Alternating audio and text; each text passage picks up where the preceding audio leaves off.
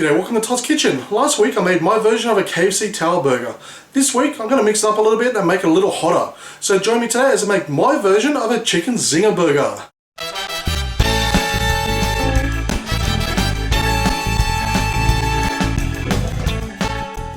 Okay, so we're going to start off by making our marinade. So into a bowl we're going to place in a tablespoon of mustard powder, a tablespoon of black pepper, then a tablespoon of salt, and 2 tablespoons of Worcestershire sauce, and then your choice of hot sauce. Now how hot you have it really depends on how much you want to put in. Okay, so we're just going to give that a very quick mix around.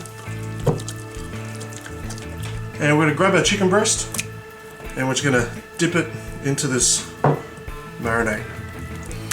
Just make sure it's covered up. So what we're going to do now is we're going to cover this bowl up, place it in the fridge for a good 24 hours. Okay, so it's been 24 hours now. What we're going to do now is into a bowl, I'm going to crack in 1 egg. Okay, we're just going to beat that up. Next we're going to just add in a little bit of salt and 2 tablespoons of flour, 2 tablespoons of corn flour, a 1/4 teaspoon of baking powder, and we're just going to give that a good mix through, just so it's well combined. Okay, so once it's combined to a battery substance like this, we're just going to add a little bit of water at a time. And we're just going to thin it out. That's all I want you to do, just thin it out. You don't want it too thin, but you also don't want it too thick as well. So when you can pick it up and it's just barely runs off, that means it's good. Okay, so into another bowl we're going to place in some breadcrumbs. Then to that some roughly broken up cornflakes. And again, let's just give that a good mix through. Okay, so we're going to grab our marinated chicken. Now we're just going to dip it into this batter mixture. Just so it's completely coated. Then into our dry mixture. And just, again, make sure it's completely coated. Okay, so for this step I'm going to use a deep fryer. Now I'm using a deep fryer simply because it's just so much more accurate than using a pot on the stove. So I've got it set to 180 degrees, so we're just going to put our chicken right in. Okay, and this is going to take about 8 to 10 minutes to cook. What I recommend is after 8 minutes, take it out, just cut it open slightly, just to make sure it's cooked all the way through. Okay, and it's done.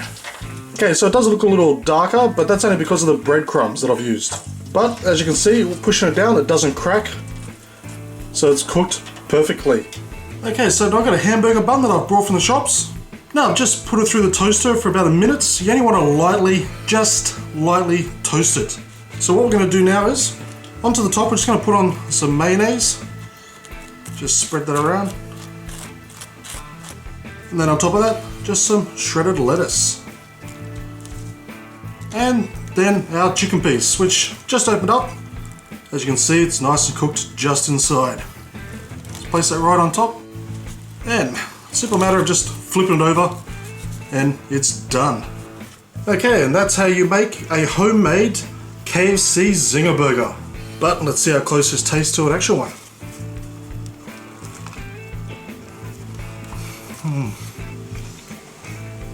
Oh, that's good. Oh, that's good. Now I'm not going to say it tastes 100% exactly like a zinger, but I'll tell you what, this does come so close that it's unbelievable. It is almost exactly the same taste. Whew, now that is a bit hot. Now it depends on what hot sauce you choose to use.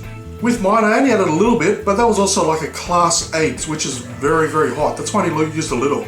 And trust me, that's enough to get my tongue burning right now. So the good thing is you can actually choose how hot you want your burger. But whether you use a class 1 or class 10, I'll tell you what, this homemade zinger burger is going to taste simply delish. And if you have a group of friends you're making this for, I'll tell you what, it's going to work out so much cheaper making it at home. Thank you for watching this episode of Todd's Kitchen. A list of ingredients down below, as well as links to my Facebook, Twitter and Google Plus pages. Please give this video a thumbs up and leave a comment, and I'll see you next time for another delicious recipe.